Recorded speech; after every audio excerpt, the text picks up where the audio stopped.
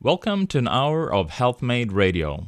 HealthMade is a community for natural health seekers where we educate people about common health conditions and share extensive research on the most effective natural health treatments and promote legislation that protects our health freedoms. A core concept belief is in the innate intelligence and healing power of the body, and if properly supported spiritually, emotionally, and nutritionally, it can find its way back to health. HealthMade Radio will bring information from integrative health experts throughout the world. Health is what you make it. I'm Dr. Karlfeldt, and I will be your host. Today's guest is Dr. Peter Wilhelmsson.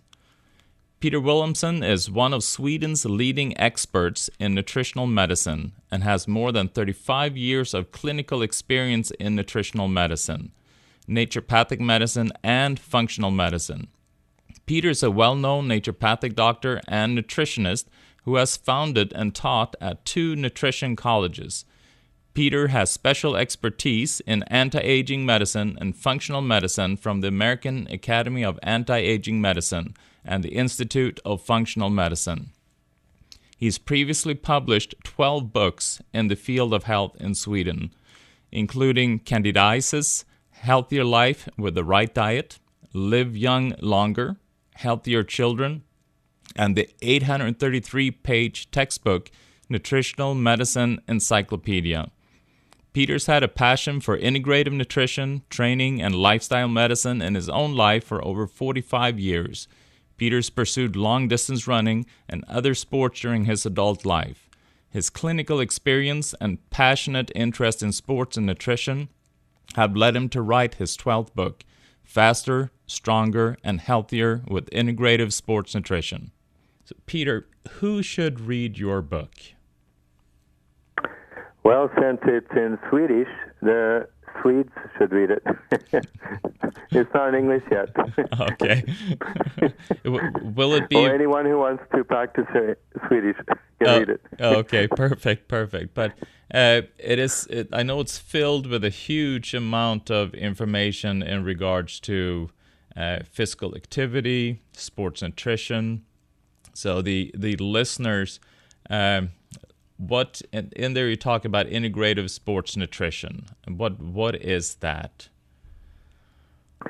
Well, I've been working with patients for about 40 years. I'm also a naturopath, and I've worked with all kinds of patients and trying to help them with getting more active. And then I've worked with athletes, often trying to help them incorporate nutrition and complementary medicine into their athletics or into their training. So often people seem to be very single-focused. So I've had athletes come to me who started to have health problems, and they thought they could solve them by just training harder.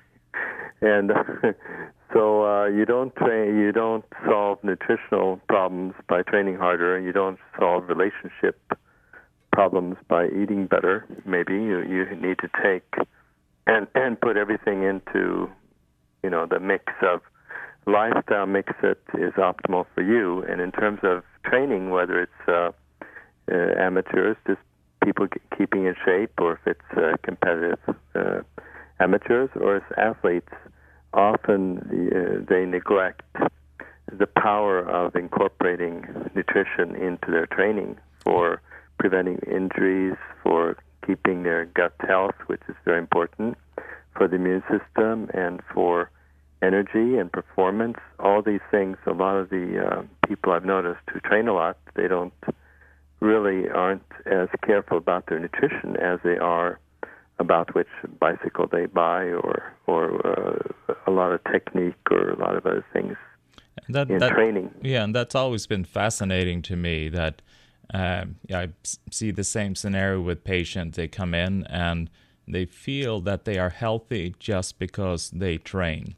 They don't realize that in order to be able to repair the body, you need building blocks in order to be able to maximize the impact of that training. And you need to build a muscle. It's like building a house. You need building material. And I know you talk a lot about that in your book. And what what are some of the building materials, or what are some of the mistakes in regards to nutrition that you see with these athletes? Well, during the 70s, there came a huge jogging or running craze or trend. And now the last 10, 15 years, there's been a big trend in triathletes and all kinds of sports. And from those 70s was a big focus on carbs, eating a lot of carbs, and you didn't distinguish between so-called good carbs and bad carbs, because eventually it all funnels down into sugar, which your body can make your ATP energy from. So there wasn't a quality thinking in terms of carbs. That's still hanging on, even though in the health circles we know that food is not just calories, and it's not just a source of sugar, but it is a source of information. So the kind of carbs we choose speak to our genes, and it can either have an anti-inflammatory effect or an inflammatory effect. It can either help build materials, like you're saying, your basic minerals, for instance, or proteins. These are building blocks. Vitamins and coenzymes and enzymes are more like sparks that make things happen. But I think that just the whole notion that calories in and calories out, and even though many athletes are very cognizant of quality in training, quantity and quality, they're not as aware of quantity and quality in nutrition. And in other words, having a nutrient-dense nutrition so that you prevent injuries and that you keep your immune system strong and that you keep your body very healthy. So you were talking about then we have the macronutrients, which obviously you got the carbs, you got the fats, you got your proteins, but then you were talking about things like vitamins and minerals, being coenzymes, being sparks, initiating reactions in the body. So what is the need in that area? I mean, why for the listener to one thing. In biochemistry, nutritional biochemistry, these enzymatic reactions and what is building good health is rate limiting, and you could say that it's like you're only as strong as your weakest link. So if you're producing your Q10, like if you're producing your energy and then you're taking statin drugs, for instance, which is depleting Q10 from your body, then coenzyme Q10 is very important for creating energy and to all your muscle cells. So if you're taking a drug that's blocking the production of CoQ10, then it's a rate-limiting step in the production of your cellular energy or your the energy for all your muscle cells. That's why one of the kind of side effects of taking statin drugs for a long time is muscle weakness.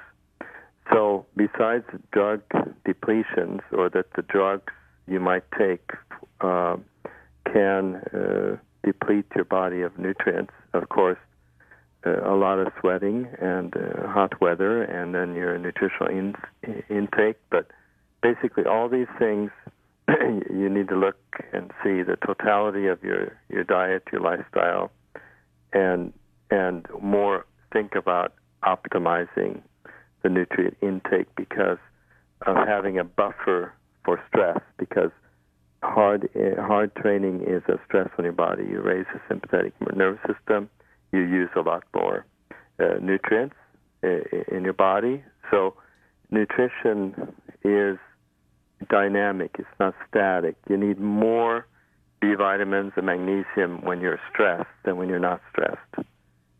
So that's one thing people aren't aware of because they're so used to thinking about RDAs and, that we need a certain level of vitamins, minerals.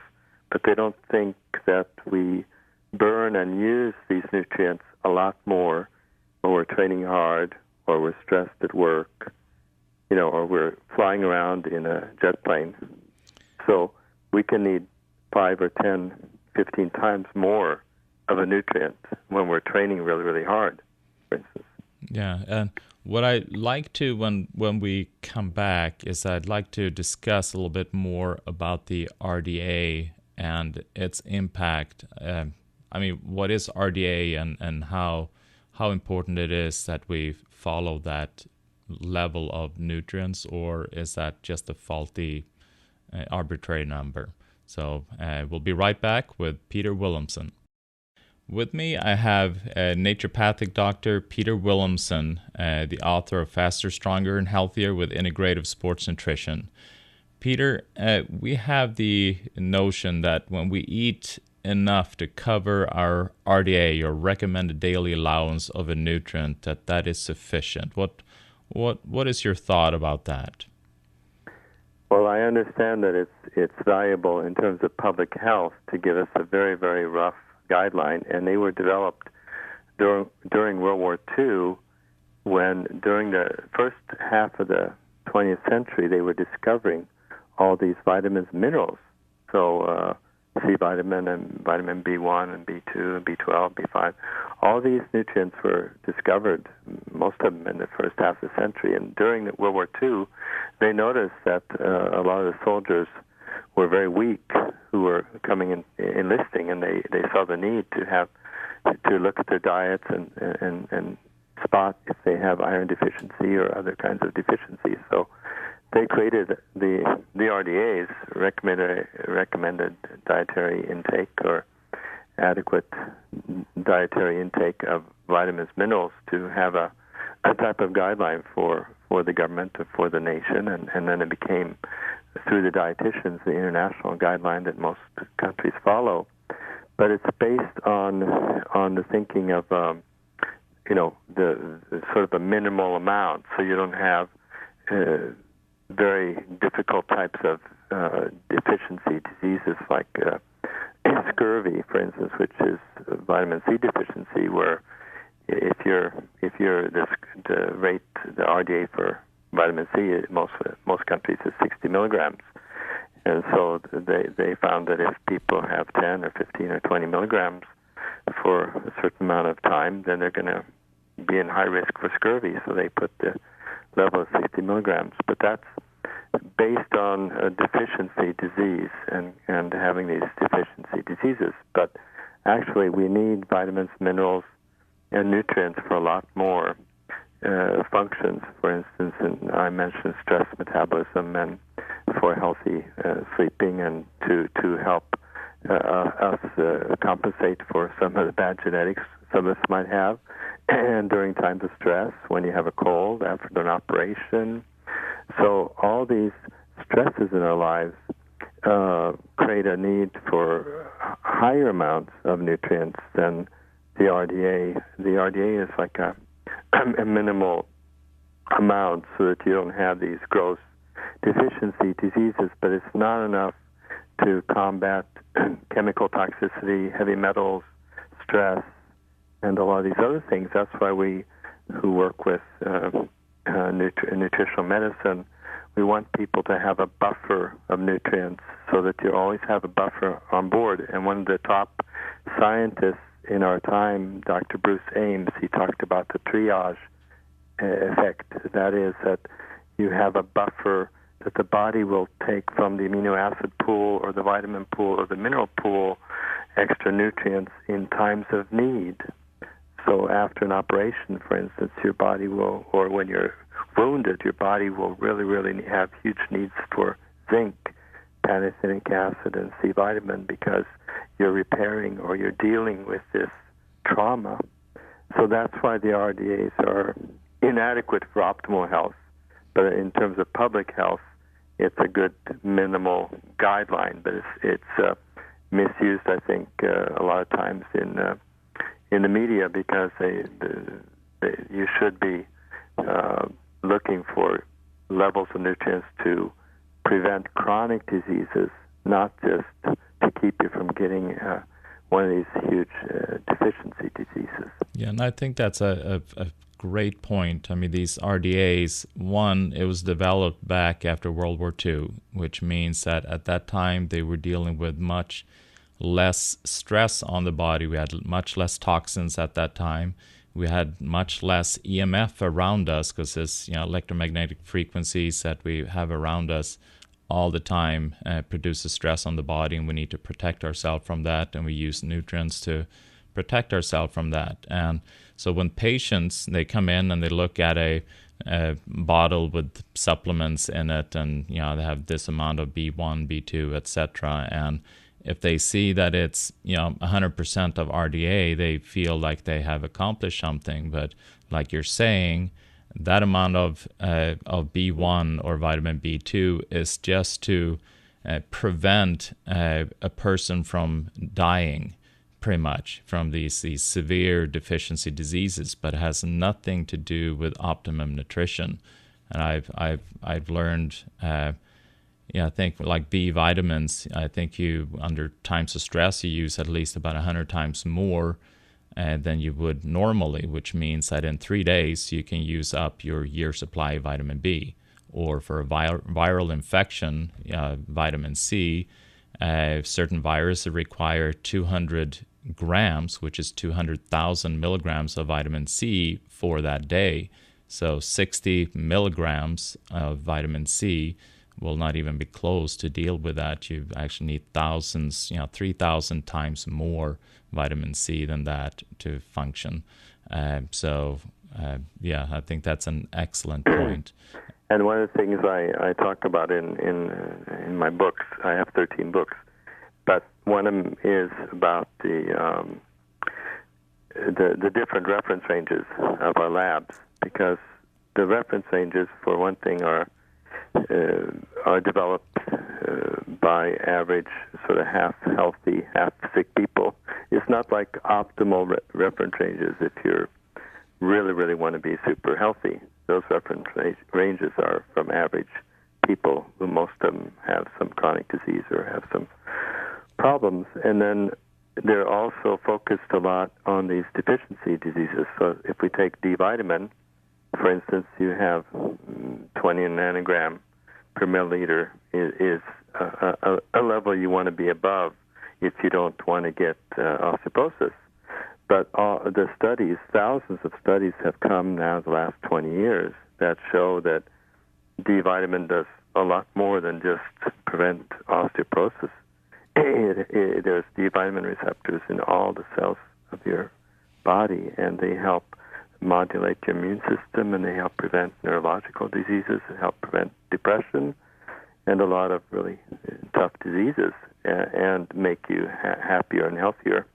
But then you need to come up to levels that are maybe 3 times that level. You need to be up in the 50, 60, 70, 80 range to really prevent, to give you a really good protection from the chronic diseases.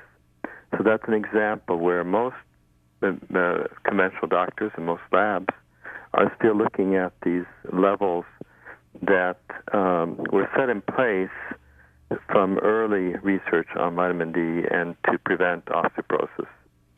So that is still sort of the guideline that you see out there. Yeah, and I also, with an integrative oncology or using nutrition while you're battling cancer, what I've heard is that you almost, in order to be able to protect yourself as much as possible, you almost want to get the vitamin D in toxic levels. So we're looking then at levels at slightly above 100 milligram or 100. Nanogram, yeah, nanogram, exactly.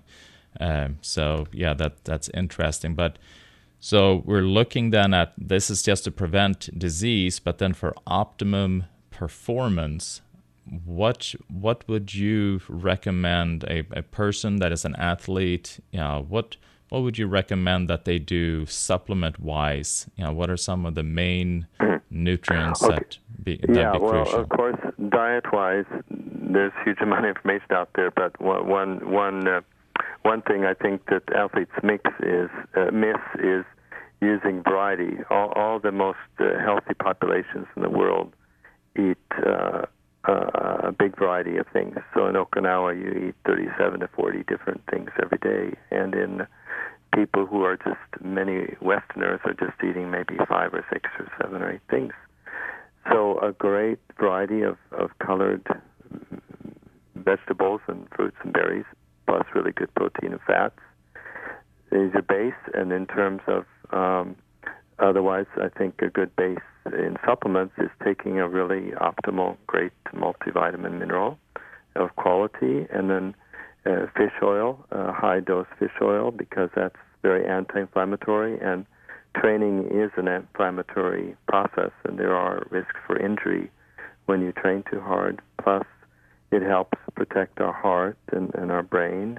So I think a really good omega-3 product with 1,500 to 2,000 milligrams of EPA plus DHA is just a good base level. And then using superfoods in the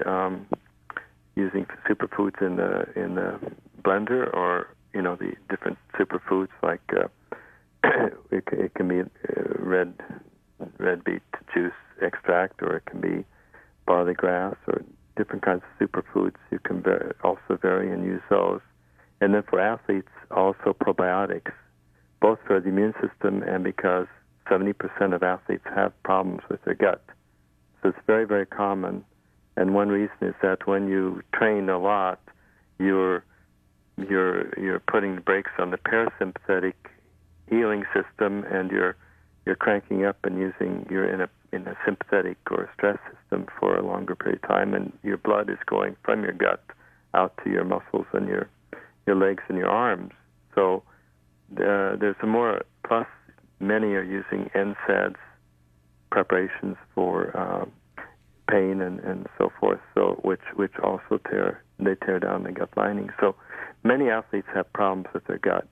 So and probiotic type of bacteria is just a good overall health measure for helping your microbiome and helping your immune system and helping your gut. So I think the multivitamins, the omega-3s, the superfoods, and the probiotics, and then if you're not having a hard time digesting your food, you can take enzymes. But those are some of the general things. And then the other things I really like to test instead of guessing. So, so if there's someone who has certain problems, I like to do testing, so I have a better idea of what's happening on the inside, because you can't always just go by symptoms. Exactly. But as a general recommendation, I think that's a good one. Great. So when we'll be back, I'd like to learn a little bit more about what tests that you would suggest. We'll be right back with Dr. Peter Wilhelmsson. With me, I have Dr. Peter Wilhelmsson. Peter, you were telling me about that.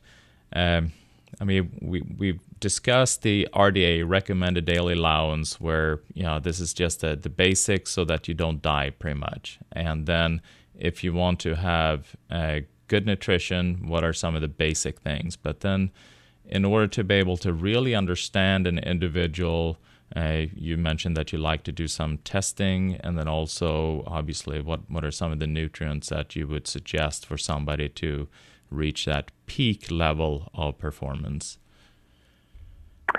Right. So even without testing, I can just take it for granted that people need like probiotics, like I told you about. D vitamin, almost everyone's D vitamin level is low. I test people's D vitamin, but it's very hard to find, especially in the Nordic countries. But I have a practitioner friend in L.A., and she says when she tests her patients, almost 80% of them are way low in vitamin D. And then magnesium, also I've done several thousand hair mineral analysis tests, and over 90% are low in magnesium. And in this country anyway, we used to get 700 to 800 milligrams of magnesium from our soils about 100 years ago, and now we're getting 200 milligrams from our soils. So medical geology is a very important concept to understand. That is, no matter how healthy or good tasting or good the food looks in a grocery store, where the tire meets the road is how many nutrients is in the ground. So the big study, the China study, they saw a huge connection between how healthy the soils are, and then how healthy the population is. So that's one reason almost everyone needs magnesium. And then I talked about the D vitamin. And then the testing then for individual purposes. For one thing, you can get a lot out of a blood test panel. I usually add certain things to it, but most people probably are going to a doctor or some kind of health checkup through their company. And I just ask them to expand their panel, and then I get back those results. So anyway, here in Sweden, you're usually getting around 30 different markers in your panel. But what's often missing is maybe the CRP or the more of a complete thyroid panel. I would have, besides the TSH, the T4 and T3, reverse T3, and the antibodies to the thyroid. And then you have the ferritin and the homocysteine. Homocysteine is, lots of people have problems with methylation, or homocysteine is more of a genetic and epigenetic problem, but it can really trip you up and create more problems down the road with cardiovascular disease, dementia, and so forth. And a lot of these athletes who overtrain, they train a lot, they end up having to stop training when they're 50s, 60s, because they're getting problems with their knees, the inflammation is building up, they can't run anymore, or they're getting heart problems. In Sweden, we have statistics on the cross-country skiers. Even as cross-country skiing is one of the best, most balanced exercise you can do, the people who ski a lot, they sort of wear out their heart. Some of the valves in the heart and so forth wear out, because mainly I think is because they're not addressing the nutritional aspect of it. So you can get a lot from a blood panel. You can expand the blood panel, so it tells you a lot. And some things like the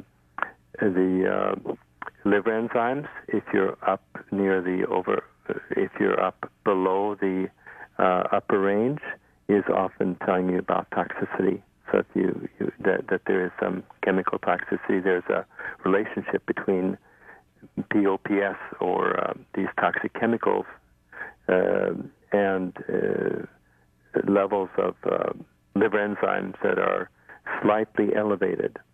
So I have more of an optimal narrow range inside the normal range. And that's why when the patient tells me, the doctor said I had good blood work, I always ask them, please send me the numbers. I want to see the numbers, because sometimes it can be really close to the low range or the high range, and the doctor might not think about it, but for me it gives me information. So besides that normal blood panel, then I use hair mineral analysis testing for looking at heavy metals and the relationship between metals and minerals. And I use a lot of functional tests, like organic acids are really great for both normal patients and athletes, because it tells you about your energy production, your mitochondria function. It tells you about if you have markers of dysbiosis, and if you have neurotransmitter imbalances. So there's a lot of information that you can see from these little metabolites in the urine. It's an easy urine test, and what you're spilling out in the urine is sort of a result of processes that have gone on before you urinate, in terms of certain chemicals that you have too little or too much of. For instance, if you have candida, the toxins of candida will produce certain chemicals that you will, acetaldehyde and other kinds of chemicals that you will see in the urine. So same if you're not breaking down your oxalates, you will see certain chemicals in your urine. If you're a stone builder, it's easy for you to build kidney stones, if you have a tendency for that. So there's a lot of information you can get from these components that are in your urine that show that you don't have a good enough energy production. Fat, also your carnitine, the fat, how well you're breaking down your fats. For instance, a lot of people have need for carnitine, which vegans don't get in their diet, for instance. So there's a lot of information from the organic acids test. I like that one a lot. And obviously, for an athlete, if you want to achieve optimum performance, if you're dealing with heavy metal toxicity or you're dealing with candida, which is a kind of fungal infection, if you're dealing with a nutritional deficiency or you're dealing with a low neurotransmitter level, maybe you're deficient in serotonin, dopamine, acetyl L-carnitine, GABA, and so forth. If you're deficient in these areas, then obviously that isn't going to impair your ability to perform. And even though you just try to running faster and train harder, you're still going to have that interference of that heavy metal toxicity that's going to interfere with how nerves are sending signals or how muscles are producing energy, how fat is being burned, or the toxins, like you mentioned, from candida, the different aldehydes that are produced, that will be interfering with your normal energy production within the cell as well. So it is crucial then to address these things in order to be able to function at peak level and also be able to maintain that peak level for a longer period of time, so they don't break down, when they turn 50, like you're saying, their heart was starting to give out. Right. So as the doctor was saying, there's a lot of things that are happening accumulative. The real challenge we have is so much happens because of bioaccumulation of metals and chemicals, and there's so much research in toxicology, and the Environmental Protection Agency and different research centers show that it's a long-term accumulation of these metals or chemicals that really often spark a pathology or like a fatigue. So an athlete can feel, or anyone can feel fatigue, and it's really hard to know what the fatigue is coming from unless you do some of these tests. Otherwise you're trying, let's try some iron, or let's try some B12, or let's do a weekend fast, or it's like you're just guessing. But it can be a virus, it can be Epstein-Barr virus, it can be Lyme's disease, it can be heavy metals, chemicals. So there's all these different etiologies, or there's all these different causes, and often there's several causes. That's why in functional medicine we work with a matrix where we look at the details and we look at the big picture, because most often in chronic problems, and also having chronic sports performance problems, it's often not one thing, it's a combination of several things. So that's why the testing is valuable, because if we're lucky, we can try something and it turns everything around in the beginning. But most of the time, we have to be nutritional detectives, and we have to turn over quite a few stones and do some testing to really find the causes. And when you find the cause, address the causes, you're not just helping yourself short term. You're helping long term, and you're preventing ill health in the long term. So that's why it's so important with some of the testing. Wonderful. Yeah, when we come right back, I want to chat a little bit more about what a perfect diet should look like in your eyes. And we'll be right back with Peter Wilhelmsson. Welcome back. With me, I have Dr. Peter Wilhelmsson talking about optimum nutrition and for optimum performance for athletes and just for daily life living. So we chat a little bit about different supplements that is like the foundation, and chat a little bit about some testing you can do to optimize your performance. But what does a diet look like? Or I shouldn't say diet, I should say more food habits. What should they look like in your daily life to support your daily activities? Right. So I've mentioned a few things. I've talked about variety, and one of my focuses, even though Dr. Karlfeldt and I deal mostly with sick people and diseased people, and we would love it for more people to come into the practice and ask, I'm so darn healthy, I want to know why. We don't have too many of those people coming in. So, but I have really determined to study health a lot. I not just disease, but 20 years ago I wrote a book on healthy aging. So I think one thing is to emulate the very, very healthiest populations. Just like if you want to be a good musician, you want to hang out with someone who's a good musician. So I think learning from the blue zones, you could read those books about the blue zones, about Okinawa, about Vilcabamba, about the different areas in the world where they have very healthy populations. And variety is one of the keys. Nutrient density, I mentioned, to have a lot of nutrients in per gram. It's the opposite of junk food, because in junk food you have very few nutrients per gram, or you like if you're eating French fries or eating a pizza or something, you not only you have a lack of nutrients, but you often have toxins, like you have fried oils or damaged oils and things like this. So having the variety, having a lot of the I often recommend at least 10 portions of fruits, vegetables, and berries, 6 or 7 portions of veggies, and 2, 3, or 4 portions of berries or fruits, so you get a lot of color in your diet. And then the macro, and then of course, most people are very aware of good forms of protein. Many people don't eat enough of the really, really good fats. So eating an avocado every day, for instance, using more of the coconut oil and coconut milk in your smoothies, and using really good nuts like Brazil nuts and macadamia nuts, and then you're getting some of these really good fats. And of course, if you find clean fish, that's great to eat. So getting a lot of variety.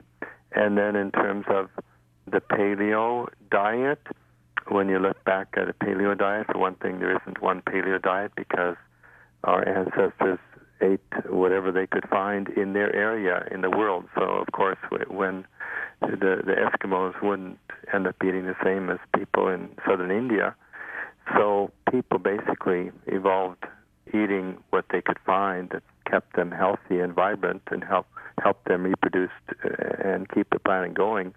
They found and they learned from animals, eating roots and eating leaves and eating other animals. So there is no one paleo diet.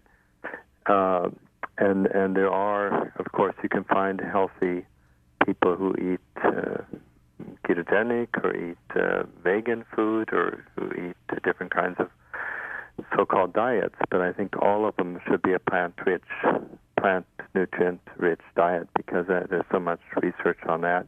And then if you feel that you feel healthier eating a bigger portion of fats or proteins, then that might fit you much better, because some, for instance, vegetarians or vegans, I've found out they can do it for a certain amount of time, but then after a while they feel better, including more of the animal products. So it's a long journey. You can always try a healthy diet for 3 or 4 months, and then evaluate how you feel, and look at the lab tests.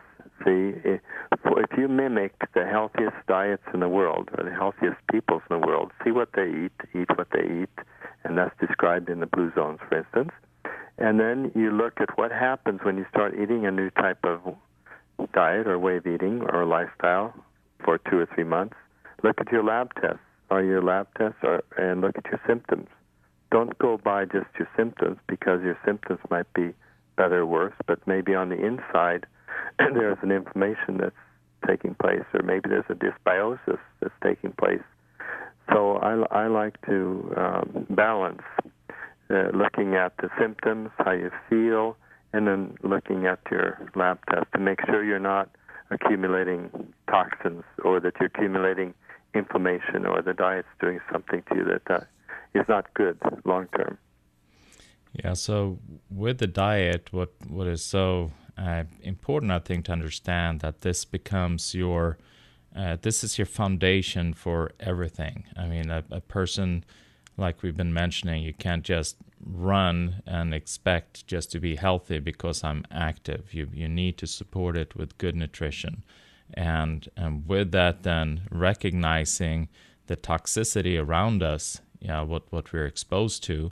And then if our way to combat that is then with nutrients, in addition to obviously avoidance. You can only avoid so much, but staying away from obvious things like chemicals in your home, try to minimize those chemicals, because they can then be hormonal disruptors, and the hormones obviously will impact how you perform. It will impact your thyroid, your pituitary, your adrenals, your blood sugar regulation.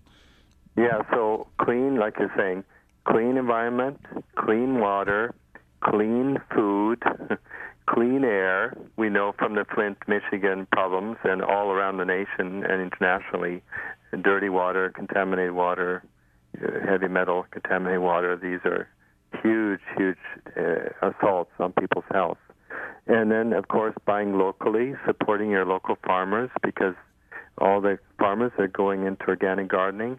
It's quite a tough transition, and it's a hard life. So it's really good to encourage them, support your local organic growers. And just look for quality, like I said before. A lot of these athletes, they're focused so much on quality training or quality equipment, and I want them to be focused also on quality foods, quality water, quality air, quality relationships, quality environment. Exactly. All these things are important. Exactly. I so appreciate you chatting with me today, Peter. Your 35 years of experience on how to optimize our lives, it's just invaluable. And if you have the ability to check out a number of his books, please do. That is all for today. I'm Dr. Michael Karlfeldt with HealthMade Radio. Health is what you make it.